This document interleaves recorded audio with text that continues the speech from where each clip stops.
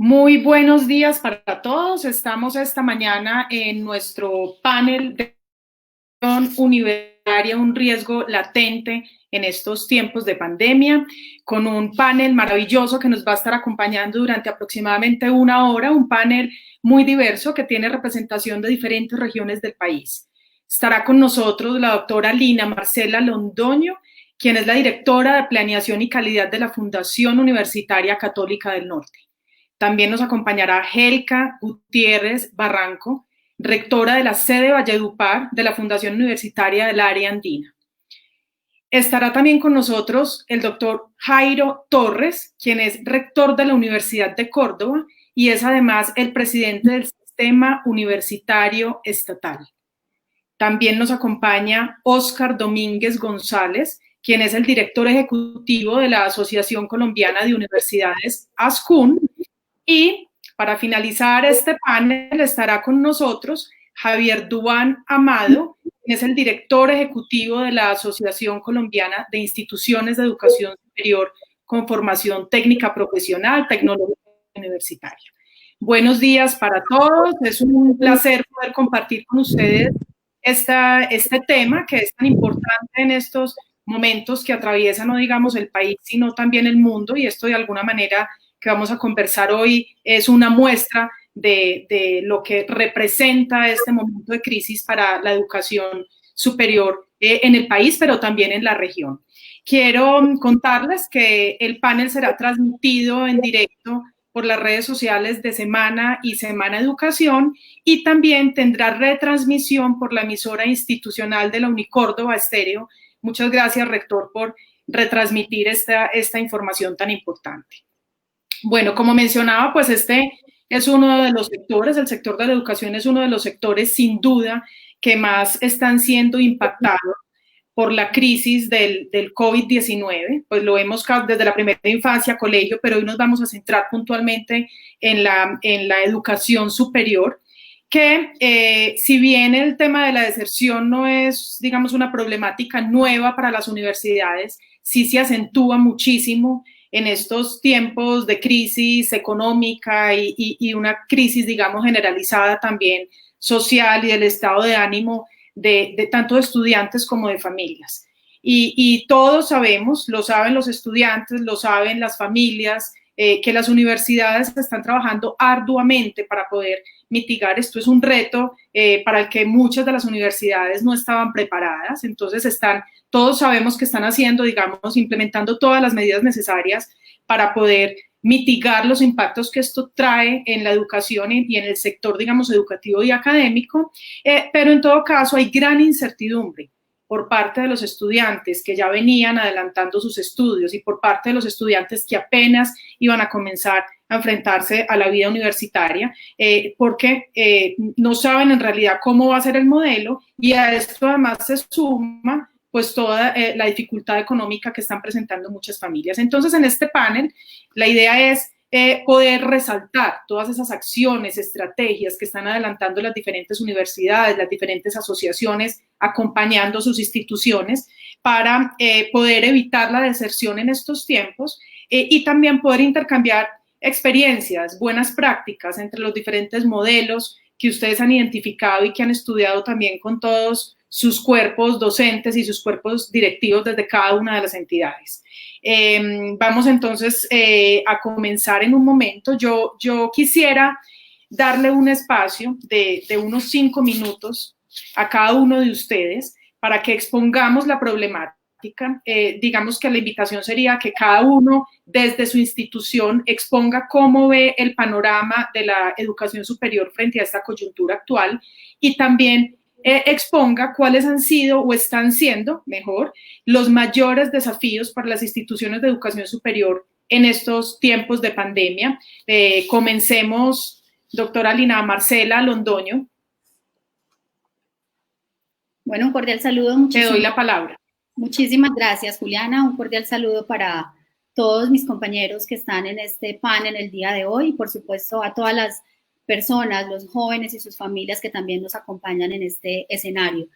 Bueno, como Juliana lo estaba mencionando, estamos en un momento coyuntural y que tiene afectación en los diferentes sectores de la economía de nuestro país.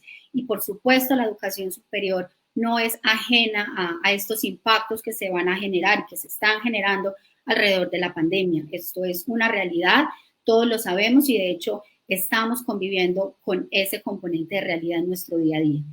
A este evento particular de la pandemia y a los impactos y consecuencias que se generan a raíz del COVID-19, se suma una problemática en la que ya veníamos viviendo las instituciones de educación superior y es justamente el componente de la deserción estudiantil, un componente que desde hace unos 5 o 6 años más o menos, de acuerdo con las estadísticas de nuestro Sistema Nacional de Información de Educación Superior, SNIES, ha venido teniendo un incremento en términos de deserción, respetando por supuesto las particularidades y los matices de cada una de nuestras instituciones, pero que en efecto es una realidad. Es una realidad, hoy estamos hablando de una deserción acumulada de alrededor de un 50%, de acuerdo a los niveles formativos que tenemos en el país, y a esto le sumamos entonces el componente de la pandemia y se estaban abordando entonces algunos cálculos desde las instituciones, desde sus realidades y desde sus contextos internos, cuáles podrían ser las afectaciones adicionales que se tengan en el componente de la pandemia. Esto es una realidad que no solamente estamos viviendo las instituciones para un impacto en el segundo semestre del 2020, para el periodo más inmediato que estamos abordando. Este también es un componente que estamos identificando que podría tener impactos incluso hasta el siguiente periodo. Estamos hablando del primer semestre del 2021 por ahora. ¿Y esto por qué? Porque básicamente estamos hablando, Juliana, compañeros, de un panorama de incertidumbre. Estamos en un momento, estamos explorando una situación que para todos nosotros es nueva y por lo tanto estamos apenas redescubriendo muchos caminos y estamos tratando a nivel de instituciones de educación superior de actuar conforme se van presentando las diferentes situaciones. Pero al mismo tiempo que es un panorama de incertidumbre, veo que o identifico también desde nuestra institución de la Católica del Norte, que se genera un panorama de oportunidad, un aprovechamiento que tiene un impacto positivo desde mi punto de vista en todo el sector educativo. ¿Dependiendo de qué? También de las capacidades que al interior de nuestras instituciones podamos desarrollar para actuar de acuerdo con los resultados que se van identificando, de acuerdo con nuestras capacidades de reacción para responder a una cantidad de desafíos que se presentan en el mundo actual, que no solamente abordan un componente de una pandemia. Estamos hablando de unos desafíos modernos que se vienen presentando desde la última década en nuestro país y que estamos en mora de reaccionar. Creo que la pandemia también de alguna forma nos está agilizando todo ese proceso de reacción. Es un momento también, un panorama de oportunidad, entendiendo que ha despertado y ha logrado despertar en nuestro sector un ambiente solidario y colaborativo. Tenemos experiencias lideradas desde el propio Ministerio de Educación Nacional que nos han venido invitando a participar de una forma conjunta en encontrar estrategias y mecanismos para seguir favoreciendo el desarrollo profesional de nuestros estudiantes, de los jóvenes, de nuestras instituciones, teniéndolo siempre como centro en todo este componente de la problemática que estamos viviendo para poder potencializar desde la educación y dar una respuesta a los diferentes desafíos que necesitamos enfrentar en el país para su desarrollo y crecimiento económico y social. Creo que también este panorama ha sido una oportunidad muy importante para mirar con otros ojos la virtualidad. Yo hablo de una institución que es 100% virtual. Tenemos 22 programas académicos en modalidad 100% virtual y toda nuestra trayectoria, que son 23 años, han sido formación en esta modalidad. Tenemos diferentes disciplinas y siempre nos hemos orientado en la modalidad virtual. Una modalidad pensada hace 23 años, pero que creo que hoy, y también gracias a lo que estamos viviendo en torno a la pandemia, está más viva que nunca, porque estamos repotencializando muchas cosas y desde el mismo sector se está resignificando el componente de la virtualidad. Pero en el mismo sentido también creo que es una oportunidad muy importante para redimensionar también la presencialidad. Estamos viendo las afectaciones tan grandes en componentes de presencialidad y creo que allí también es un llamado a ver cómo podemos redescubrir qué podemos hacer desde la presencialidad más allá de todas nuestras infraestructuras y de nuestros campus universitarios. En términos de desafíos, como para abordar el segundo componente que Juliana nos planteaba, creo que Hay muchos, pero también dependen de las particularidades de cada una de las instituciones. Acá hablar de componentes generales es más bien complejo porque al interior de nuestras instituciones vivimos nuestros propios desafíos y alrededor de la pandemia y de lo que se ha ocasionado con la misma pandemia, se han asumido diferentes iniciativas para, digamos, para enfrentarla y para poder favorecer nuestros procesos académicos. Pero en términos generales, creo que hay una serie de desafíos que son los más inmediatos y los que las universidades han tenido que dar y concentrar su foco de prioridad. El primero de ellos es el componente de transformación digital, un elemento que ha estado seguramente en los planteamientos estratégicos de nuestras instituciones, pero que también a raíz de la pandemia se ha visto la necesidad de agilizar todo ese proceso para poder implementar diferentes estrategias y mecanismos para todo el componente, ya sea de virtualidad, de presencialidad mediada, de educación remota, como quiera que lo podamos incorporar y adaptar en nuestras instituciones. Todo esto para trabajar en un triángulo que yo llamo en el ejercicio de toda esta reacción y este impacto en la transformación digital, y es cumplir con los protocolos en primera instancia derivados de los lineamientos nacionales, los protocolos de distanciamiento que nos dicen en un momento, hace unas 10, 9 semanas aproximadamente, tenemos que retirarnos de las aulas de clase y cumplir con este distanciamiento, pero también en capacidad de combinarlo con otros dos elementos.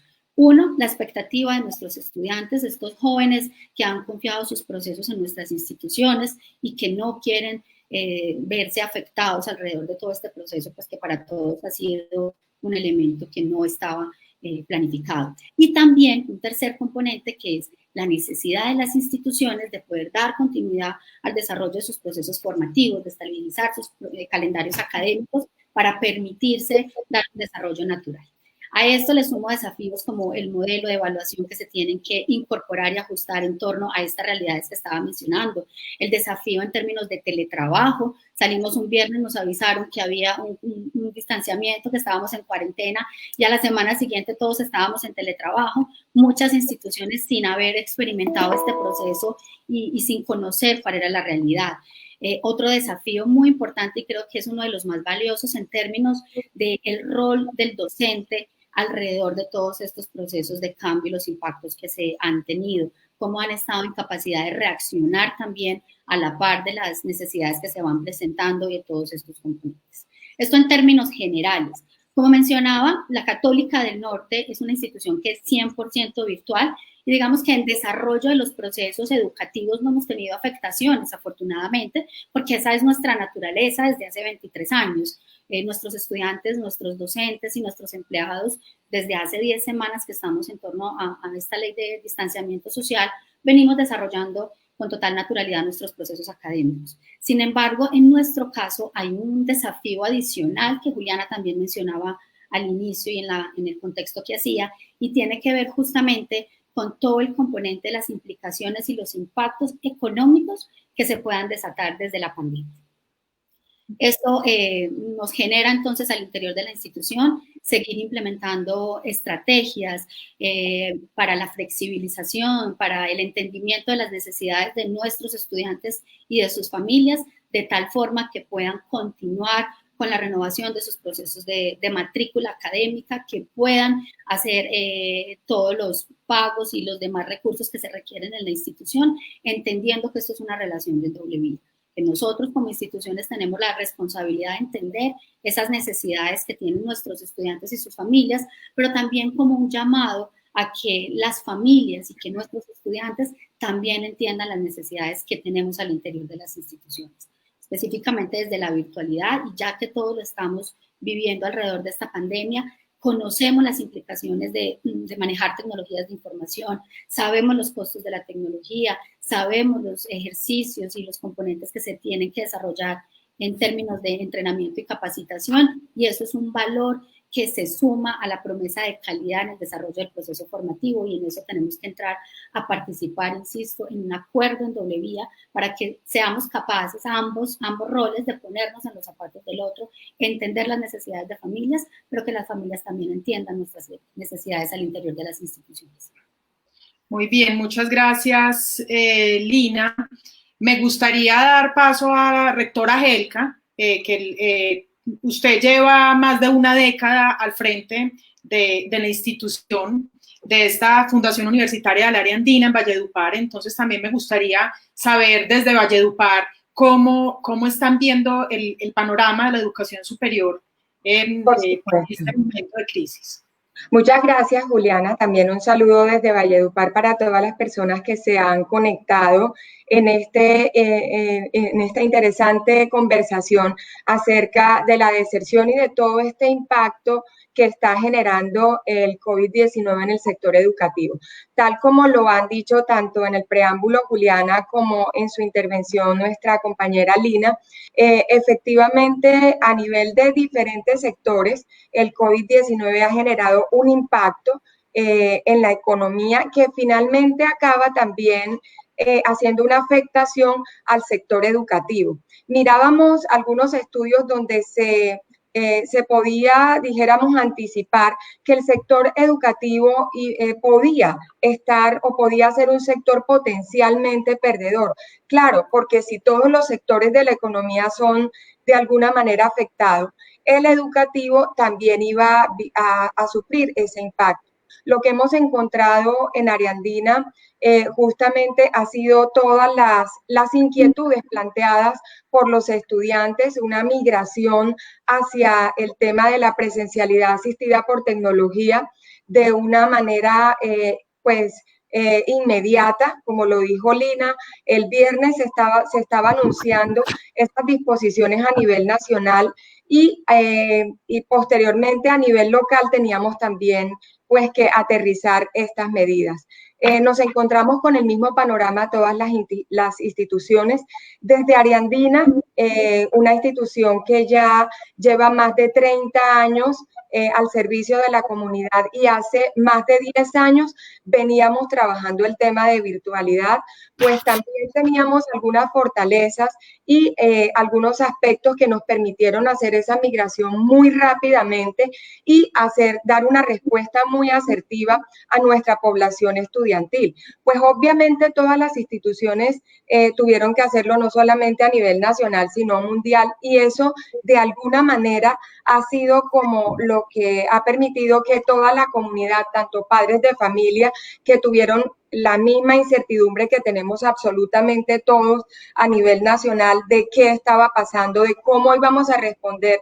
Nosotros sí tenemos un porcentaje de nuestra población a nivel presencial y gracias a esa experiencia y a toda la plataforma que Área Andina tiene a nivel tecnológico, pudimos nosotros dar una respuesta inmediata, tanto empleados administrativos, directivos, todos pasamos a hacer teletrabajo, que también es uno de los aspectos más importantes de este nuevo panorama y en el que venimos hablando de la identificación de nuevos normales. La experiencia a Área Andina le permitió muy rápidamente hacer esa migración, incluso Área Andina está incluida entre las instituciones del Plan Padrino que el Ministerio de Educación Nacional estableció justamente para acompañar a todas las demás instituciones que de pronto carecían de esa experiencia a nivel virtual, como lo mencionaba Lina, por ejemplo, que en su caso es una institución 100% virtual.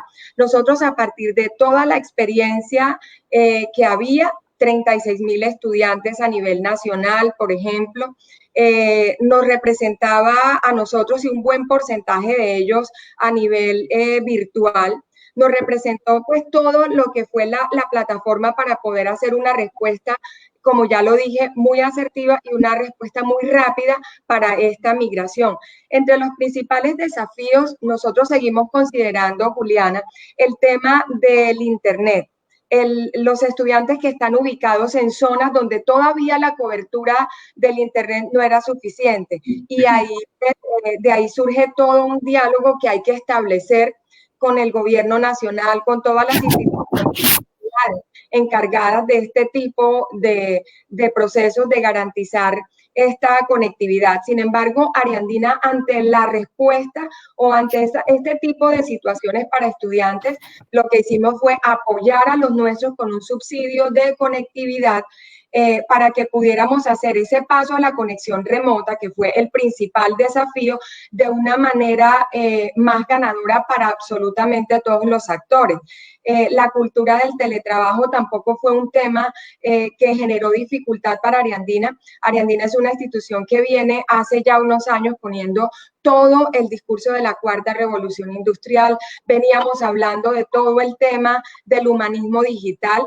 Este año se realizó el segundo foro sobre humanismo digital y justamente empezamos hace un año cuando todavía no estaba con fuerza todo este tema, por ejemplo, del teletrabajo y todos estos temas de identificar estas variables de inteligencia artificial y bueno, y de todo esto que estamos hablando desde la cuarta revolución industrial. Pero dijéramos que además del paso de la conexión remota, además de la cultura del teletrabajo, procedimos también a entregar nuestros equipos para que los estudiantes que no tenían de pronto esa facilidad desde casa pudieran hacerlo de una manera más expedita. Y en ese sentido, no dudamos en trasladar equipos y trasladar incluso herramientas de trabajo para que los estudiantes, por ejemplo, de entrenamiento deportivo, pudieran avanzar en ese sentido. Hemos acompañado a los estudiantes, tú lo señalabas, Juliana, desde la región. Por supuesto, la situación se vuelve más crítica en la medida en que tenemos sectores económicos que son muy vulnerables a la situación que plantea el COVID-19. Estoy hablando, por ejemplo, del comercio al detalle y de todo este tema de la informalidad, que era un sector que generaba puestos de trabajo y además moviliza recursos, todavía lo hace en nuestro territorio.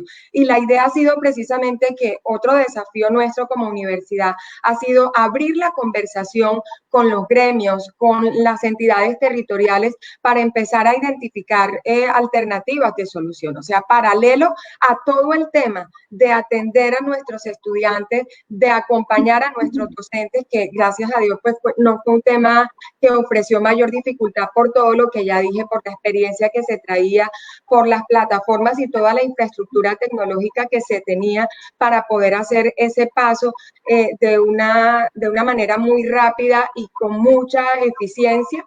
Hemos hecho ese otro acompañamiento y hemos estado muy atentos a las conversaciones que se establecen a nivel local sobre estos procesos. Hemos interlocutado con el resto del sector educativo, con las otras instituciones, identificando también puntos de colaboración con todo el sector educativo también.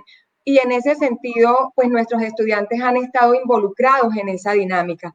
Hemos planteado este tema de la virtualidad como definitivamente una oportunidad para nuestros estudiantes, porque el mundo laboral sin duda alguna les va a seguir exigiendo. El panorama no está claro ni siquiera para este año. Como lo decía Lina hace un momento, la idea es analizar la situación también para próximos periodos, no solamente el 2020, sino también el 2021, pero sabemos que con o sin COVID-19 el mundo laboral está estableciendo unos retos en cuanto a habilidades tecnológicas que Ariandina tiene incorporadas a su sello transformador. Es decir, nosotros tenemos muy claro que en el perfil de nuestros graduados, en el perfil de nuestros estudiantes, el tema de la virtualidad, el tema del teletrabajo, las habilidades tecnológicas se vuelven una premisa fundamental para el éxito de ellos a nivel laboral.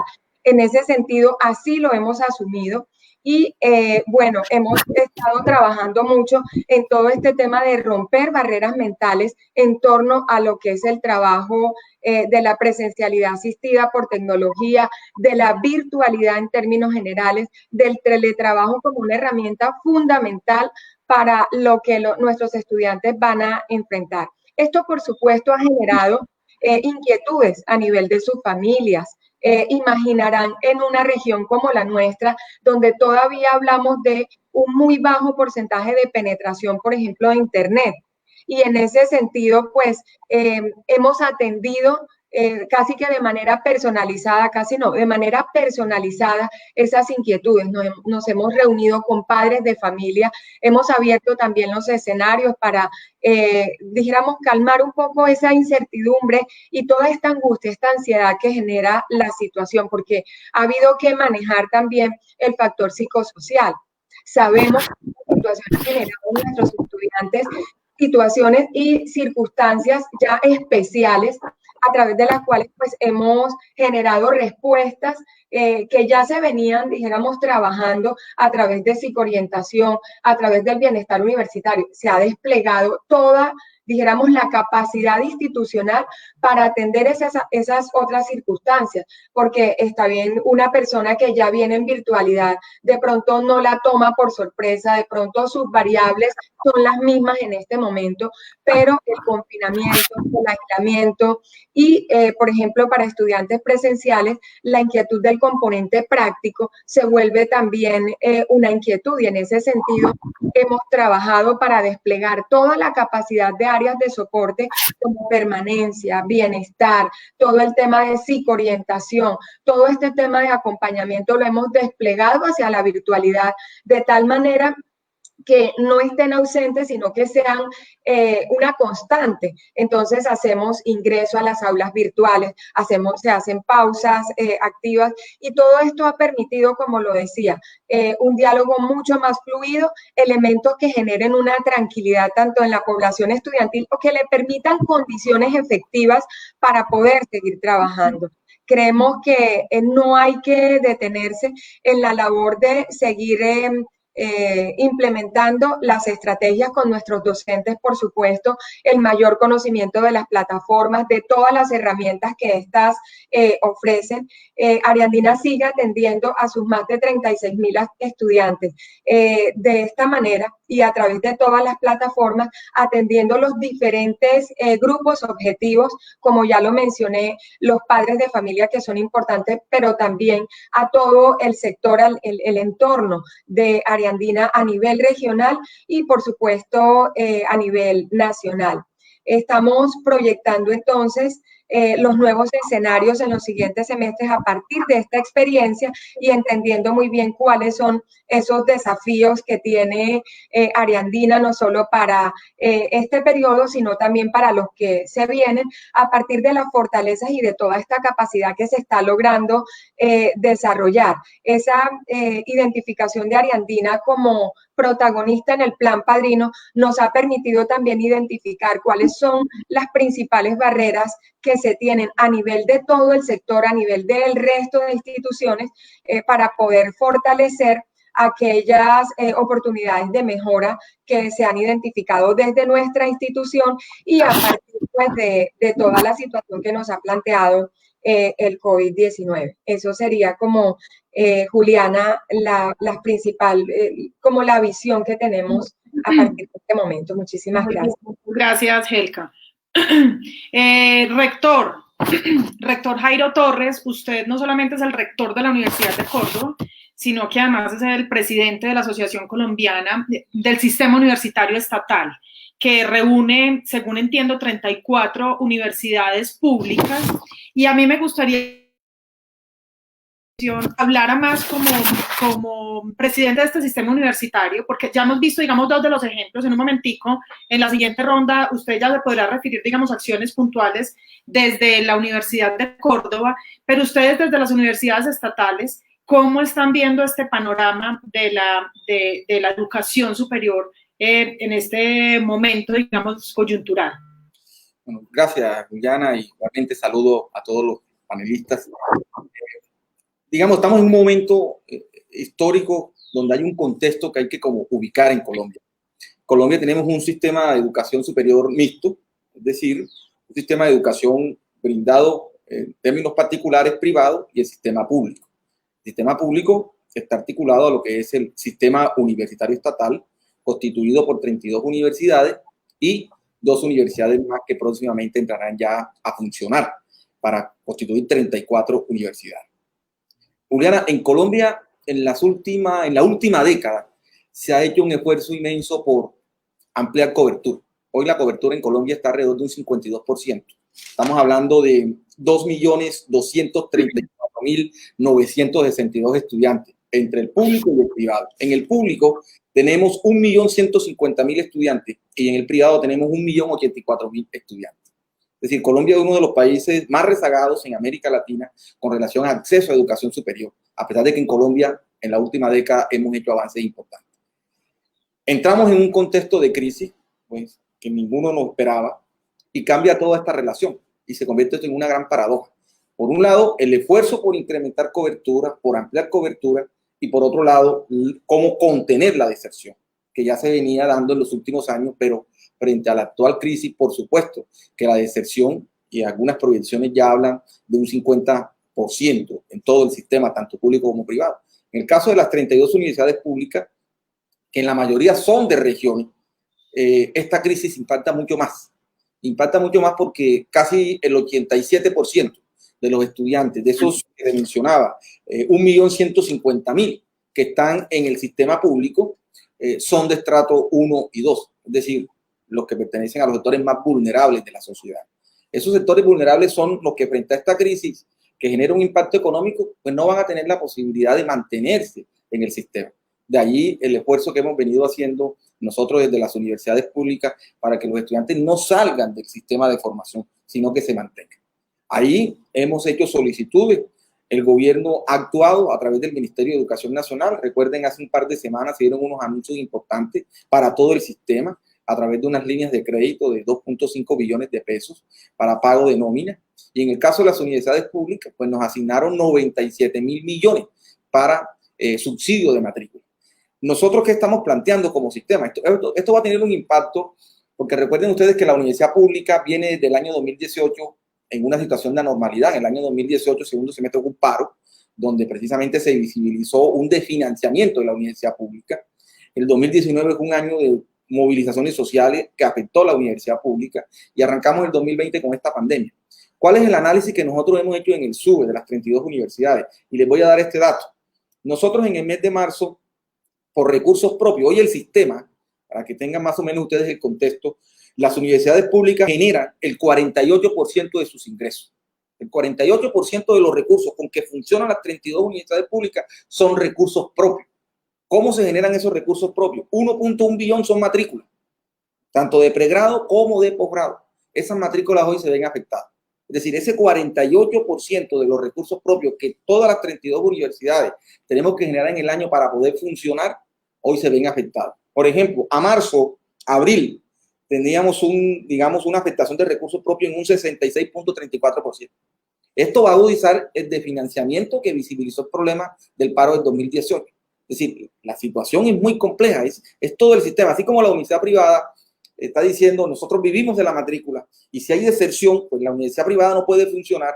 Igualmente, la universidad pública está planteando, venimos de una desfinanciación, logramos en el 2018 un acuerdo con el gobierno que nos permite unos recursos importantes para oxigenar ese problema de financiación, pero esta crisis echa al traste todo ese problema y agudiza mucho más la desfinanciación. Así que en la universidad pública hemos venido trabajando fuertemente, articulados con los alcaldes, con los gobernadores, con el gobierno nacional a través del ministerio, para poder tener recursos para subsidiar matrícula, para poder mantener los estudiantes en el sistema. Pero eso se agrava también con unos aspectos de carácter estructural que las instituciones no podemos controlar. Por ejemplo, el acceso a Internet. Y eso impacta mucho más en la región.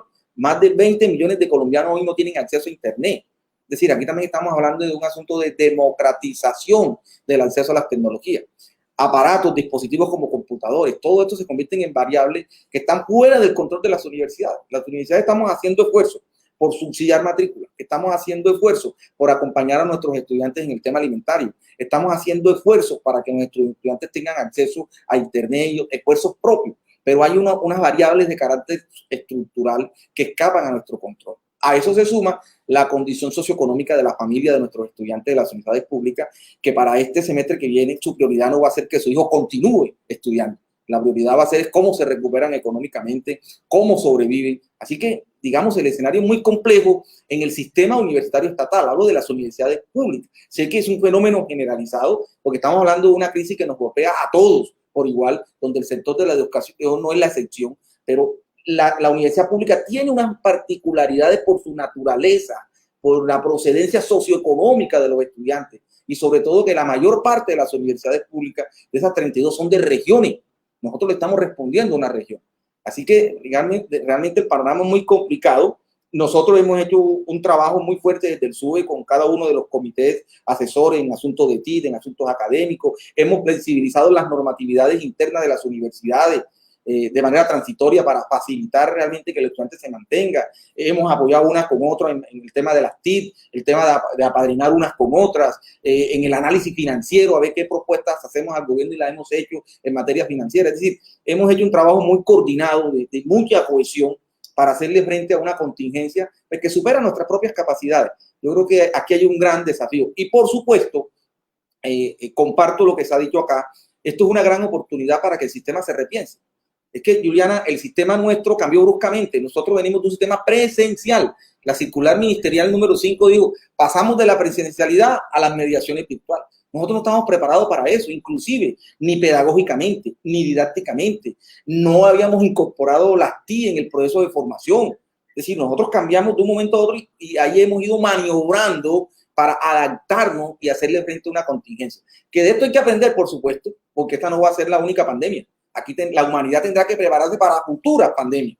Y esto tiene que cambiar todo el orden institucional desde el punto de vista político, social, económico, educativo. La sociedad tendrá que repensarse. Si nosotros no aprendemos de esta crisis, pues la sociedad seguirá en un círculo vicioso de repitencia de estos acontecimientos. Así que esto también tiene que ser una oportunidad para comenzar a hablar de la post-pandemia y cómo el sistema educativo en su conjunto se repiensa, pero también mirar cómo esta crisis ha desnudado una realidad social que muchas veces la veíamos en estadística. Ahora no solamente la estamos viendo en estadística, la estamos viendo en la realidad de cómo viven nuestros estudiantes, qué padecen nuestros estudiantes, la marginalidad real en la que viven nuestros estudiantes, que no tienen acceso pues, a derechos básicos como tener acceso a un internet o un dispositivo electrónico. Es decir, estamos viviendo una gran realidad que creo yo tiene que ser un gran aprendizaje. Pero desde el SUBE, las 32 universidades públicas, estamos padeciendo esa realidad. Hay características muy particulares. Le doy este dato, por ejemplo, la Universidad de la Amazonía. Solamente se ha matriculado el 50% de 10.000 estudiantes que tiene la Universidad de la Amazonía. Y hay recursos para matricular. Pero la prioridad de esas familias en esa zona no es que su hijo regrese al colegio, a la universidad. Esa es una realidad y ese es el reto que vamos a vivir la universidad pública. Por ejemplo, yo le hablo de la mía. Yo lo que estoy haciendo es un puerta a puerta para decirle a la familia, mire, manda a su hijo, aquí tiene la matrícula, le vamos a dar esto, le vamos a dar lo otro. Pero hay unas variables que obviamente están llevando a que las familias colombianas vean que no es prioridad este semestre que su hijo continúe estudiando. Así que es un gran desafío para nosotros. El diálogo aquí ha sido fundamental porque, digamos, en el caso de Oscar, desde ASCUN también hemos venido en ese diálogo de articular esfuerzos, es decir, compartiendo fortalezas, ayudándonos mutuamente. Creo que ha sido una gran solidaridad. Eso es un aspecto muy importante que la crisis ha mostrado y es que hemos actuado sin ningún tipo de interés, hemos compartido nuestras capacidades, nos hemos ayudado mutuamente. Y algo muy importante, Juliana, también para agregar aquí, el liderazgo también científico de las universidades públicas. Quienes han habilitado los laboratorios, en su gran mayoría, más de 15 universidades públicas en las regiones para las pruebas de la COVID-19. Lo han hecho las universidades. Aquí también hay que repensar el sistema. La idea de que aquí la ciencia era marginal. Hoy la ciencia es la voz que está guiando la institucionalidad y las decisiones políticas frente a una crisis. Ojalá que la ciencia realmente en Colombia se convierta en el centro sobre el cual graviten todas las políticas públicas y que haga el acompañamiento a la institucionalidad para enfrentar no solamente esta crisis del COVID, sino muchas otras crisis. Hoy la ciencia demostró que tiene la autoridad. Aquí era más importante la cultura del espectáculo, aquí era más importante la farándula, y resulta que ahora son los científicos y son las universidades donde está la ciencia las que están acompañando para hacerle frente a la crisis, no solamente frente al COVID, sino en el acompañamiento psicológico y en una cantidad de propuestas desde los territorios. Yo creo que eso también es un espacio que se habilita para que los gobiernos vean que invertir en ciencia es un asunto estratégico y de seguridad nacional si un país realmente quiere desarrollarse. Así que ese es el trabajo que hemos hecho desde el SUBE, juntando esfuerzos, acompañando a nuestros estudiantes. Son los más débiles de este proceso. Nos interesa que los estudiantes se mantengan en el sistema. Hay que acompañar a los estudiantes de esta crisis. Tenemos que salir fortalecidos y ese es el mensaje que constantemente le estamos enviando al 1.150.000 estudiantes del sistema público, de los cuales, Juliana, 615.000 están en las 32 universidades y 535.000 están en las instituciones técnicas y tecnológicas públicas. Y en el sistema privado hay 1.084.000 estudiantes, ¿sí? Entonces, ahí ese es el ejercicio que hemos nosotros hecho y la idea es poder que los estudiantes se mantengan este segundo semestre, porque la deserción va a ser grande, eso es indiscutible. Eso, a pesar de las estrategias que diseñemos, va a ser grande y lo importante es cómo mantenemos a los estudiantes en el sistema.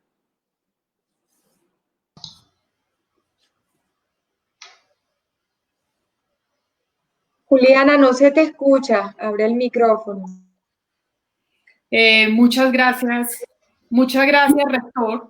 Para darle continuidad entonces a lo que usted mencionaba, que se refirió a SCUN, y obviamente usted estaba hablando de las universidades estatales, que son las que ustedes agrupan, pero entonces ahora quiero darle la palabra al doctor Oscar Domínguez, quien es el director de ASCUN, para que nos hable, digamos, el panorama que seguramente diferencia muchas similitudes con los tres ponentes que ya se han expresado, pero ustedes cómo lo están viendo y de nuevo, pues la invitación es hablarlo como en nombre de todas esas universidades que usted representa en este momento como director de la asociación. Entiendo que son 88 instituciones, ¿verdad? Juliana, sí, muchas gracias a usted, a la revista Semana Educación, a todos los panelistas, nuestro rector, desde luego, que es miembro de nuestro consejo directivo. Sí, son 88 instituciones de educación superior, 54 privadas y 34 públicas.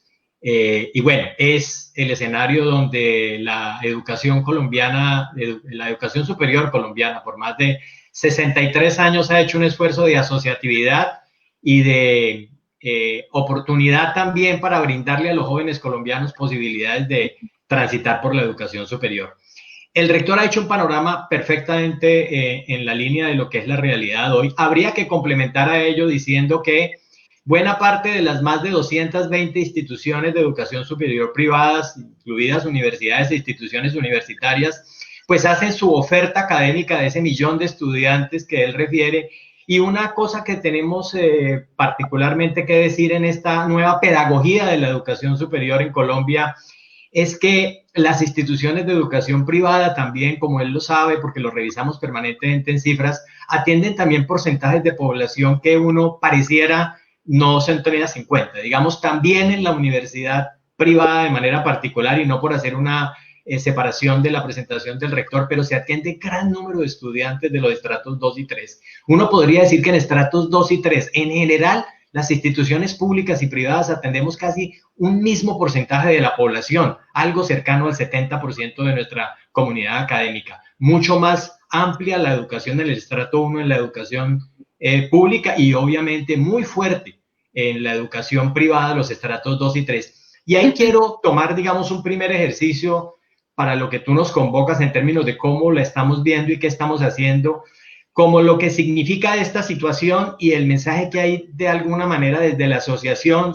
nuestros rectores, nuestro presidente de la asociación en este momento, el doctor Obdulio Velázquez Posada, rector de La Sabana, y es, tenemos que pensarnos en que esta situación es una situación, es inédita, es universal y es de oportunidad.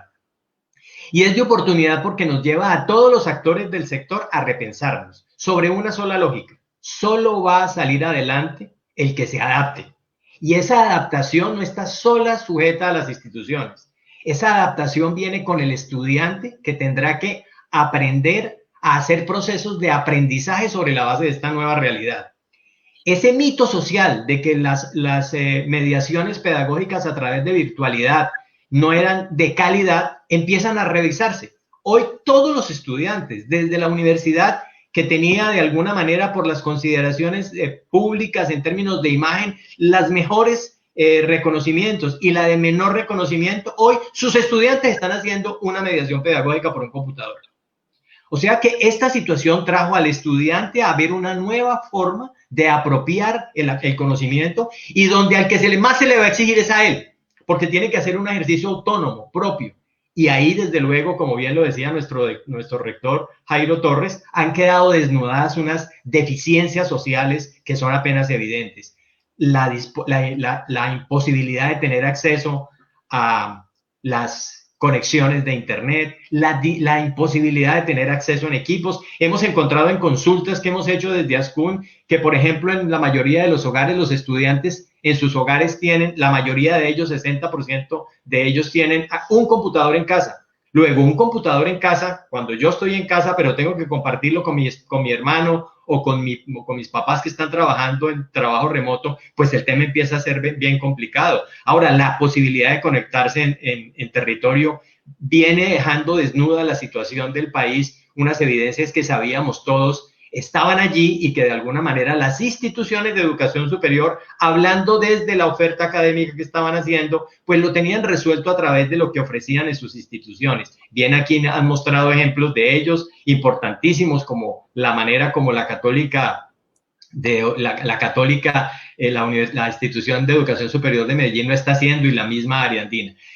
Pero ahí hay un tema en el que ese primer actor tiene que empezar a repensarse porque no va a seguir siendo esto de la misma manera. En el profesor, al profesor su mediación pedagógica, una lógica que él venía haciendo a través de sus grandes desarrollos académicos, le cambió. Ahora tiene que esforzarse mucho más porque él tiene que fiar una promesa de valor que tiene la institución a través de él y es entregar unos contenidos en la calidad necesaria para que el estudiante pueda desarrollar tránsito en su proyecto de formación para habilitarse al desempeño de una profesión. Por tanto, ahí lo que viene en adelante es una posibilidad de que ese docente universitario tenga que repensar todo lo que está haciendo. Un día lo sacaron de su oficina, le quitaron sus marcadores y lo sentaron frente a un computador y le brindaron unas herramientas virtuales para que desarrollara un proceso de seguimiento a N número de estudiantes.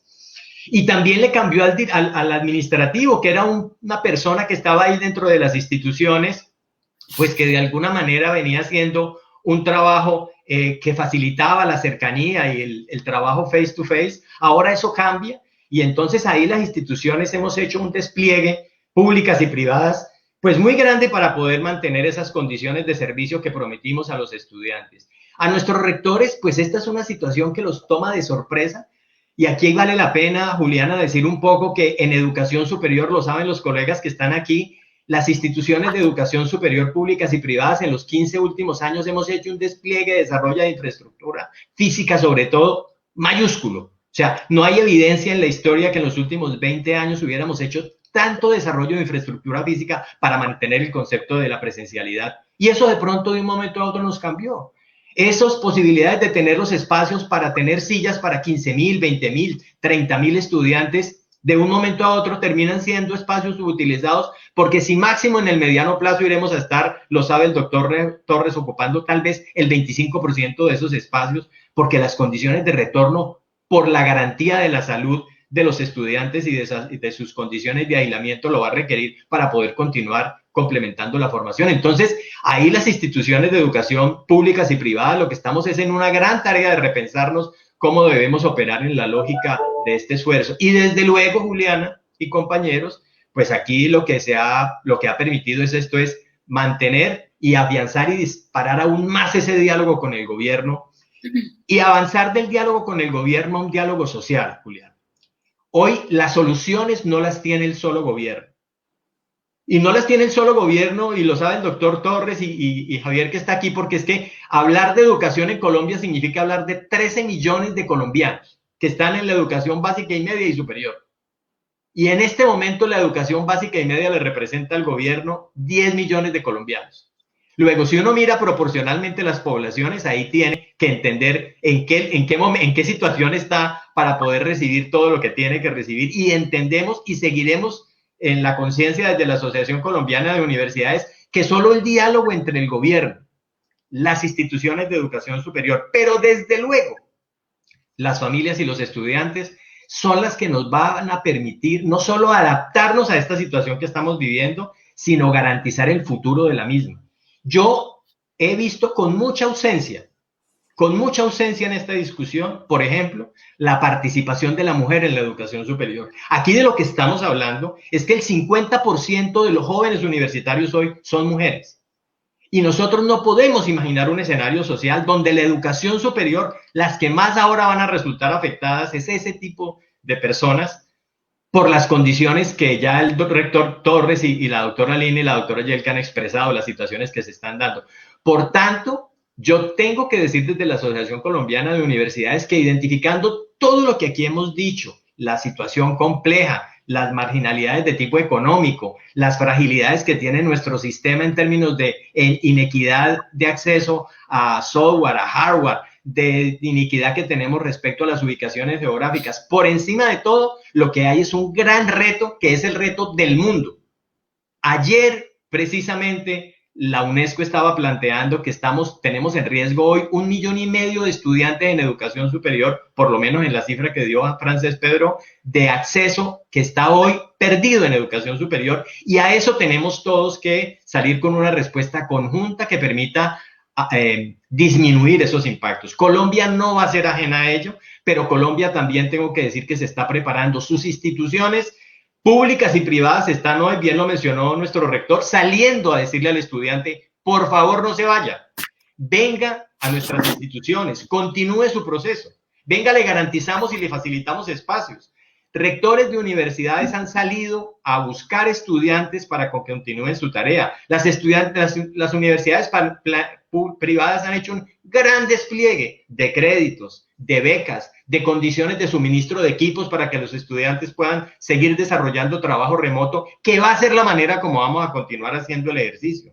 Pero lo que quiero significar aquí es que más de ver los casos particulares de las universidades, es viendo cómo las instituciones de educación superior en general en Colombia estamos viendo el gran reto en el que estamos enfrentados, y como todos lo hemos dicho aquí, hemos expresado una muy buena forma de hacerlo, lo hemos hecho de manera asociativa, hemos hecho consultas a los estudiantes, estamos adelantando consultas a los rectores, estamos consultando a los profesores, nos estamos leyendo sobre una misma línea para evitar precisamente que suceda lo que está de alguna manera proyectado en el mundo, que algunas instituciones no puedan continuar y que muchos estudiantes deserten del sector. Creemos que las cifras que nos están indicando hoy que esa deserción de seguramente el 25% para el segundo semestre, y que pudimos leer seguramente a comienzos del mes de mayo, a hoy, a la tercera semana de mayo, ya están cambiando. Y están cambiando por varias acciones. Primero, las universidades y las instituciones de educación superior privadas salieron a decir, voy a dar estos descuentos de matrícula, voy a manejar estas becas, voy a garantizar estos acompañamientos a los estudiantes.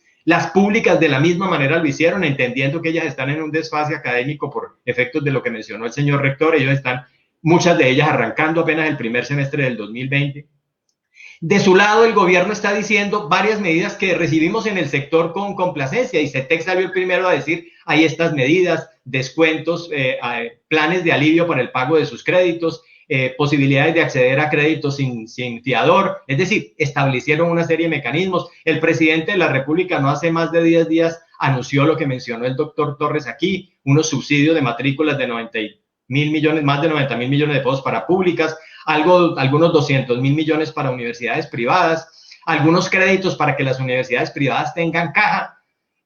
También los estudiantes y las familias están empezando a comprender que lo peor que puede pasar en este momento, sobre todo en este momento de transición del año 2020 al 2021, es abandonar los claustros universitarios. Yo no me quiero imaginar un número de población, como lo decía uno de nuestros rectores, para ser más exactos, el doctor Henao de la Universidad Externado, no me quiero imaginar a un joven que ha desarrollado parte de su proceso formativo y hoy se va para la casa a quedarse, decía él, ¿haciendo qué? Cuando las universidades hoy, seguramente con muchas limitaciones, todas van a hacer un esfuerzo para readaptarse. Y termino esta parte para decir un poco que la readaptación también nos está invitando no solo a que las universidades, el gobierno se repiense, el estudiante se repiense, sino la manera de hacer las cosas. Bien. Los semestres de 16 semanas tienen que repensarse. Hoy los estudiantes en su primer semestre en la mayoría de las instituciones privadas, a muchos de ellos les estamos debiendo la práctica. Y las vamos a hacer. Y el señor viceministro convocó una comisión la semana pasada que aspiramos esta semana cierre los protocolos que nos van a permitir hacer un reinicio a partir de la primera y segunda semana de junio y entreguemos las prácticas a nuestros estudiantes. Yo quería redondear eso de manera muy general. Aquí hay mucho que decir, pero lo que sí sigo insistiendo que hay es un sector de educación superior absolutamente comprometido a aceptar el reto. Necesitamos que los estudiantes y la familia lo comprendan y que el Estado facilite todos los mecanismos para que este propósito siga adelante. Gracias, Julián. Bueno, sin duda, Oscar, le voy a pedir a Javier para cerrar esta primera ronda que seamos, digamos, muy concretos. Y sé pues que eres el último en exponer, pero seguramente muchas de las ideas que tienes han sido expresadas de diferentes maneras por los demás panelistas. Javier, de nuevo, pues tú eres otro de los representantes de las asociaciones de instituciones de educación superior en Colombia, que agrupa también a muchas instituciones, son 59 instituciones de educación superior. Entonces también quisiera oírte y te voy a pedir que no nos pasemos de 5 minutos para ya Claro que empezar sí. a abrir unas preguntas muy puntuales para cada uno de ustedes. Claro que sí. Un saludo a todos nuevamente.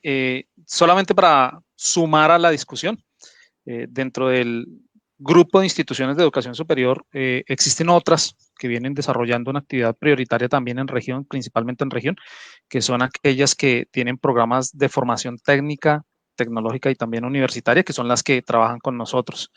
En nuestra asociación se presentan instituciones que tienen 100% de virtualidad, instituciones 100% presenciales, instituciones que son universidades, instituciones que son técnicas profesionales, instituciones que tienen modelos duales, instituciones que que son públicas, que son privadas. Entonces eso lleva a que tengamos una diversidad y una particularidad supremamente grande. El sector de educación superior fue el primero en entrar en proceso de cuarentena y se prevé que sea el último que poco a poco como sector económico vaya regresando de manera controlada y escalonada a las actividades presenciales. ¿Qué desafíos existen ahí? Definitivamente, pues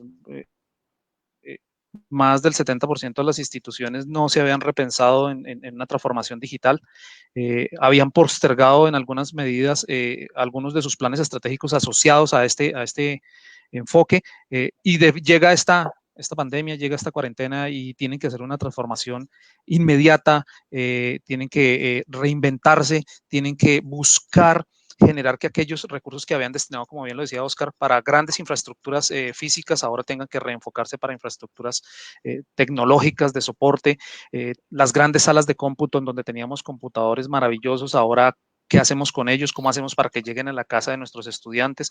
Si somos de región, es mucho más difícil hacer la entrega de algunos de estos equipos, entonces buscar alineación con los ministerios, con entes, diríamos, como estatales y también del sector privado, con los proveedores de Internet, con la banca, porque hemos llegado incluso a discusiones gremiales con banca de primer piso, para buscar otros créditos flexibles que nos permitan a nosotros afrontar lo que está sucediendo en este instante. ¿Qué tipo de acciones se han implementado dentro del mapeo que hemos realizado de nuestras asociadas? La inserción en plataformas de apoyo, ahí hemos utilizado plataformas de videoconferencia como la que tenemos en este momento, otras que son libres, otras que son de pago, se hacen recomendaciones múltiples, la inminencia en las capacitaciones constantes, no solamente para estudiantes, sino para docentes. Nuestro cuerpo docente, Oscar lo estaba mencionando, no estaba preparado en el grueso para hacer una confrontación como esta. Nosotros tenemos cerca de 65,000 docentes preocupados en este instante por las actividades que están realizando, por su repensar pedagógico y académico. Un grueso también de nuestras instituciones participan tanto del plan padrino en la condición de padrino como en la condición de apadrinados, y eso ha generado también que esos gaps y esas brechas que existen entre las instituciones no sean de fácil abordaje, porque las instituciones que tienen mayor cantidad de experiencia en temas de virtualidad son organizaciones que están en lo urbano. Entonces, cuando se acercan a hacer el apadrinaje de instituciones que no son tan urbanas, sino que son más de índole regional, aparecen variables que no estaban contempladas dentro de los planes originales y entonces no se avanza a la suficiente velocidad. El fortalecimiento de los canales que de pronto muchas veces estuvieron diríamos que descuidados en términos de redes, el acompañamiento y modelaje de servicio al estudiante. Yo sé que la palabra servicio no siempre gusta dentro de la comunidad educativa, pero la atención, el seguimiento, el acompañamiento, el saber con profundidad cuáles son esos elementos que le están preocupando y que le están doliendo a nuestros estudiantes o sus familias ha sido fundamental. Creo que las instituciones que de una manera u otra han tenido cierto nivel de éxito en lo que están realizando, lo han hecho gracias a que han hecho acompañamiento oportuno, rápido a sus estudiantes, que se han comunicado de manera constante, que le preguntan qué más podemos hacer, cómo lo podemos hacer. Eso ha logrado que también en unas porciones muy grandes de la comunidad estudiantil, ellos logren comprender que el esfuerzo que se ha realizado de la institución en abandonarse esa infraestructura física y pasarse a una infraestructura tecnológica, sea también sentido por ellos si reciben acompañamiento. El fortalecimiento de alianzas interinstitucionales, el rector lo comentaba en el SUE, lo comentaba Oscar, lo comentaba Gete y lo comentaba Lina, estar con mis pares, ¿sí? Nosotros de pronto dentro del sector salimos al inicio cada uno a hacer un conjunto de solicitudes con memoriales, si me permiten la expresión, memoriales de agravios, pero poco a poco nos hemos ido unificando, nos hemos ido uniendo y ya entonces de manera intergremial desarrollamos no solamente solicitudes, sino también propuestas de solución. Creo que el plan Padrino surge precisamente de una de esas iniciativas. Eso ha generado ya, diríamos como asociación a nosotros, nos ha tocado generar una reinvención de eventos, pasar todo también a la virtualidad. Eso ha tenido efectos muy positivos en muchos ambientes porque antes realizar y participar diríamos, de eventos y acciones específicas para grupos muy controlados, ahora se vuelve de una magnitud impresionante. Antes hacíamos eventos para 100, 150 personas, hoy nos llegan 400, 500 interesadas en encontrar soluciones. Eso también ha generado que encontrarnos con nuestros pares internacionales nos ayuda a generar mejores prácticas. ¿Qué esperamos? Que sigamos siendo un agente de cambio, un agente representativo para nuestras instituciones frente al gobierno, frente a los otros organismos que pueden darle salida a... muchas gracias a SCUN, que ha venido también participando en muchos de los escenarios en donde nos vamos unificando cada vez más con intereses comunes, porque al fin y al cabo muchas de nuestras asociaciones, de nuestras afiliadas están en las dos asociaciones y en otras asociaciones que hacen parte del sistema educativo colombiano. Y finalmente es una invitación a que el ministerio mantenga sus canales abiertos específicamente con nosotros, con las instituciones, para escuchar de primera mano y brindar soluciones que sean cada vez más pertinentes. A la revista Semana, por supuesto, también nuestra gratitud por escuchar cada una de estas iniciativas que venimos realizando, por impulsar estas reflexiones que son fundamentales para encontrar soluciones de país. Lo que hace la educación superior es precisamente una construcción de país, una construcción de mejores escenarios.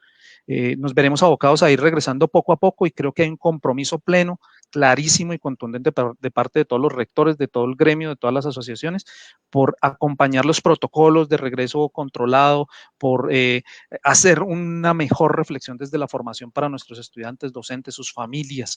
Esperamos que los escenarios financieros, que son los que más nos preocupan en términos de permanencia, puedan mejorar no solamente con los auxilios y ayudas que recibimos a partir de iniciativas como la del ICETEX, sino también de la flexibilización que podemos tener con cierta banca que anuncia algunos alivios, pero que cuando uno va a hacer el acopio de esos recursos, los intereses no son muy favorables para las instituciones y de una u otra forma lo que vamos a crear es un endeudamiento que se va a volver una burbuja financiera difícil de manejar en el futuro cercano.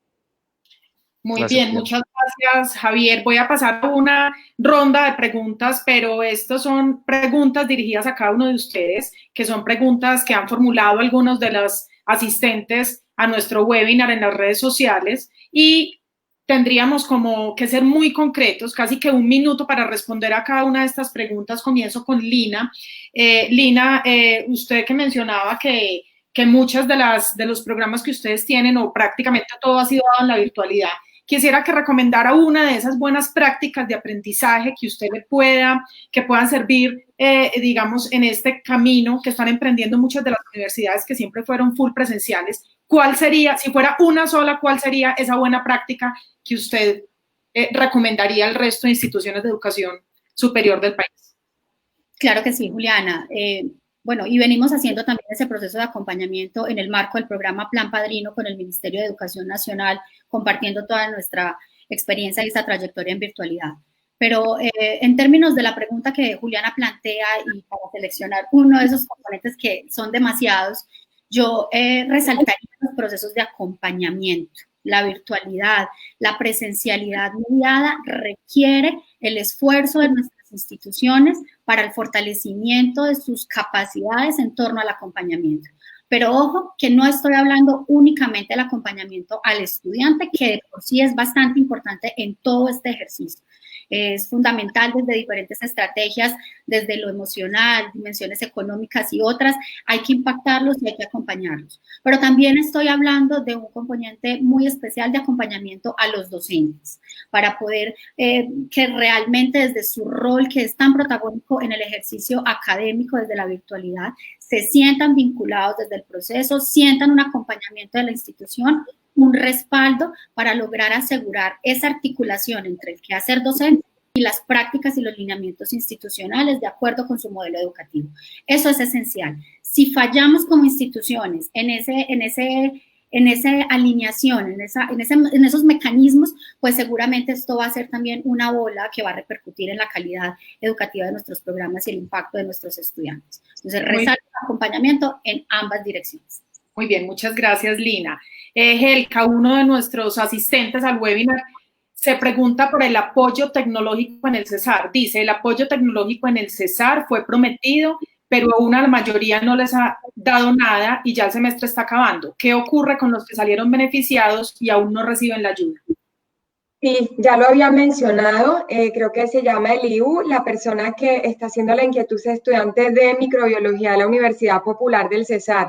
Yo creo que el rector lo mencionó, de nuestro rector Jairo y el doctor Oscar también hicieron un panorama muy claro de las dificultades que hay. Por supuesto, en territorio ya lo había mencionado también Juliana, el tema de penetración del Internet en Valledupar, en toda la zona de influencia es bastante bajo, es crítico. Se anunciaron efectivamente, y él no solamente habla de ese aspecto, sino que está mencionando otro muy importante, que es un fondo para la educación superior que se llama FEDECESAR, que también desde aquí, y aprovechando pues esta plataforma que nos da la revista Semana, yo también quisiera hacer el llamado. Por parte de Argentina, nosotros ya hemos entregado, Juliana, en 2 oportunidades, es decir, llevamos 2 meses de entrega de subsidio a cada uno de los estudiantes que manifestaron dificultades. Se les ha consignado directamente a su cuenta y hemos cumplido a cabalidad desde la institución.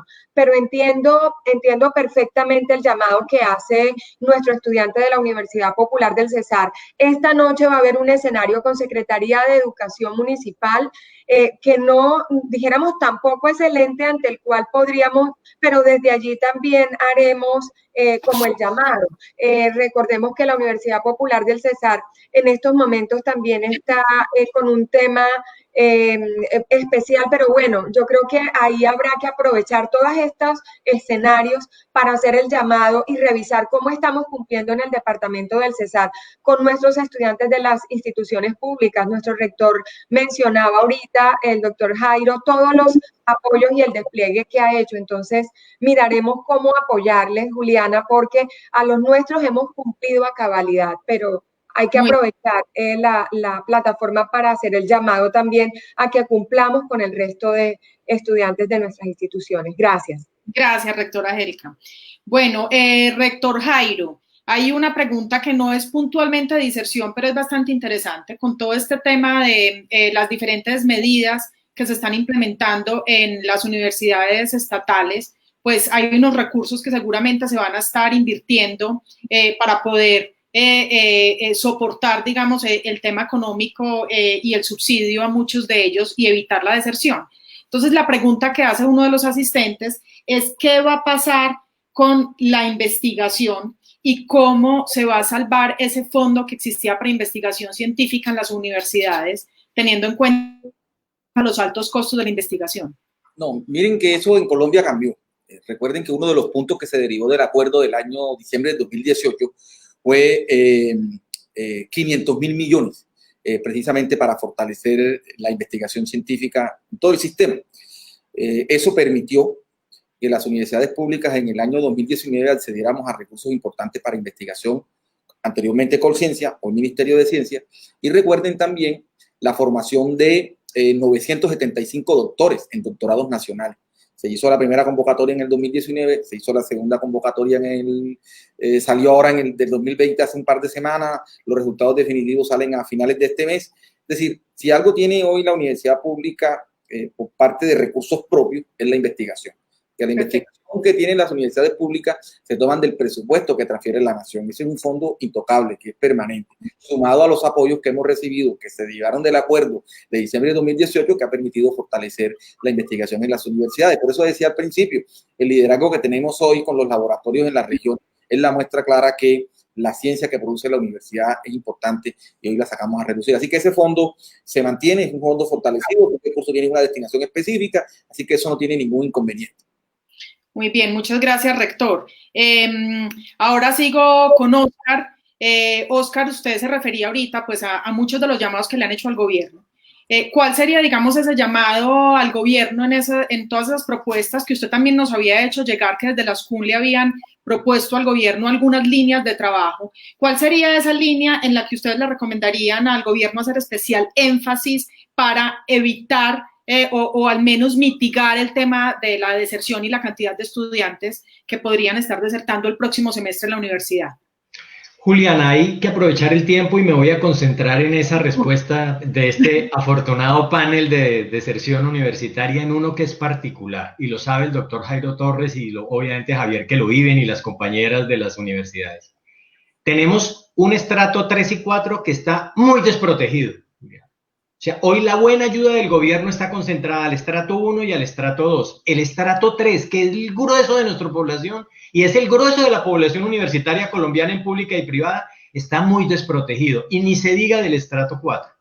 Si hay un escenario donde tenemos que concentrar trabajo para que los jóvenes continúen, no vayan a cometer el error de aplazar su semestre, es concentrar muchos de los esfuerzos en ese estrato 3 y estrato 4, que es donde pueden darse las mayores deserciones y las mayores dificultades de continuar en el proceso. Insisto, el estrato 1 tiene muchísimos beneficios, no es que tenga los suficientes, pero tiene beneficios, y el estrato 2. En el estrato 3 y 4, en tanto, consideramos que hay un grueso de familias que hicieron un esfuerzo por acceder a un tipo de universidades y que hoy la situación económica del país no le permite avanzar y no le permite a las universidades responder, porque bien lo dice el doctor Jairo Torres, en las privadas también sucede. El presupuesto de las matrículas de las universidades privadas es una parte de matrículas, pero buena parte de venta de servicios.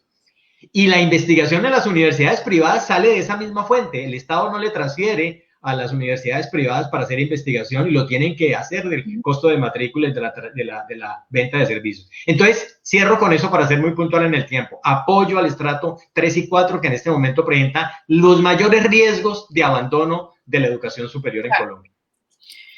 Muchas gracias. Y Javier, digamos que en el caso de ustedes que tienen asociadas algunas instituciones que son de formación técnica, profesional, tecnológica, y muchas de ellas requieren, digamos, prácticas presenciales, ¿cómo enfrentar? Esa es una de las preguntas que se ha formulado de diferentes maneras desde los estudiantes. ¿Cómo se enfrenta ese reto o cuáles son las medidas que desde su punto de vista deberían tomar las diferentes instituciones para poder mitigar, digamos, esa dificultad? En el grueso del trabajo que estamos realizando con las instituciones está primero atender las normatividades del orden nacional. Segundo, las normatividades muy particulares del orden regional. Cada una de las alcaldías tiene diríamos como unos lineamientos de política muy particulares acorde con la región, de municipios COVID, municipios no COVID, municipios COVID con reserva. Y el tercero definitivamente es la posibilidad de generar en cada uno de los escenarios, diríamos, escalonamientos de ingreso a esas prácticas. Indiscutiblemente habíamos diseñado y habíamos hecho unas inversiones muy altas en laboratorios para 30 personas. No podemos tener 30 personas en ese laboratorio. Laboratorios que eran para 15, no pueden estar 15. ¿Qué debemos hacer? Flexibilizar los tiempos, flexibilizar la forma de ingreso y sobre todo cumplir a cabalidad cada una de las normas sanitarias para el ingreso y acceso a cada uno de esos laboratorios. Y en la medida de las posibilidades, que tiene que ver con un apoyo estatal grande y con un apoyo del sector privado específico, muchos de ellos pueden flexibilizarse si logramos generar los simuladores adecuados para algunas de esas prácticas. No todas se pueden, el área de salud difícilmente puede llegar a una simulación completa, pero hay algunos otros escenarios en donde la tecnología puede ser supremamente útil. Muy bien, bueno, muchas gracias a todos. Creo que ha sido una oportunidad muy especial para poder escuchar todas las diferentes experiencias de ustedes y las medidas que se están implementando desde las diferentes instituciones y desde las diferentes regiones del país. En este caso, pues enfrentarnos a esta dificultad de perder estudiantes y poder mitigar ese riesgo que existe para el segundo semestre es importante, y ya pronto tendremos que hablar de profundizar un poco más en que la universidad tendrá que cambiar sus hábitos, sus estructuras, la cultura misma de la universidad, para que la universidad siga siendo ese espacio que nos encontramos para transformar esta sociedad. Muchas gracias a todos por su asistencia y sobre todo a los panelistas por sus valiosos aportes. Gracias, Juliana. Gracias, Juliana. Muchísimas Gracias a todo el equipo de gracias por la panelistas. invitación. Genial. Muchas gracias.